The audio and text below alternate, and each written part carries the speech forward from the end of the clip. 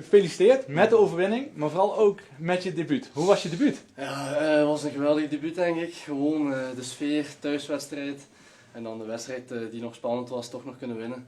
Ja, alles klopte gewoon denk ik. Het was echt een geweldig debuut. Nou, ik wil het vooral even over jou hebben in het begin. Je maakte wat mij betreft wel meteen een verschil aan die linkerkant. Meteen veel druk? Ja, het was gewoon druk. Natuurlijk, die match staat 1-1, maar ik had gewoon ook zoveel plezier van de sfeer in het stadion.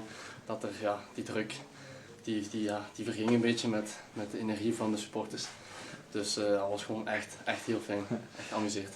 En toen kwam heel vroeg in die tweede helft een moment, Ja. mooie voorzet. En ik zie jou daar tegenaan lopen, ik denk, nou nu ga je helemaal je debuut compleet maken. Ja, ik dacht ik ga hier eens een goede buffelstoot geven, maar het was niet in de hoek.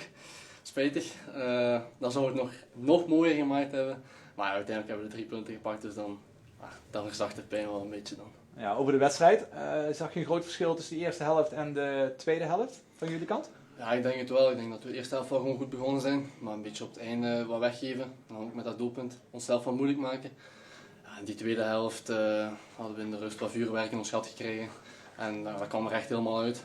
Dus die tweede helft was echt gewoon heel goed, denk ik. Vuurwerk in je gat krijgen, dat vind ik een mooie uitspraak. Is dat vanaf de kant gebeurd, publiek, of misschien wel door de trainer in de rust? Allebei, gewoon de ploeg op zich. We wisten allemaal dat dat beter moest. Het publiek dat we toejuicht in de tweede helft. We waren ook direct vanaf minuut 1 aan hun goal. Dus dat zijn allemaal factoren die helpen natuurlijk. Ja, een beetje een bevrijdende overwinning? Ja, toch wel. Na het verlies van vorige week, toch een beetje een zuur verlies eigenlijk. Hebben we toch denk ik laten zien als team dat we mentaal volwassen en sterk genoeg zijn om het zo om te zetten. En deze wedstrijd had ook een groter verschil kunnen zijn, maar goed, 3 punten zijn 3 punten, daar telt het om. Nou ja, tot slot, voor jouzelf. Je hebt genoten van vandaag, maar hoe is het vooruitzicht nu voor je? Ja, vooruitzicht gewoon nu hard blijven trainen zeker en hopen op kansen natuurlijk en die dan zoveel mogelijk benutten. En voor de rest ga ik gewoon nu nog een beetje nagenieten en dan terug volle bak gas geven.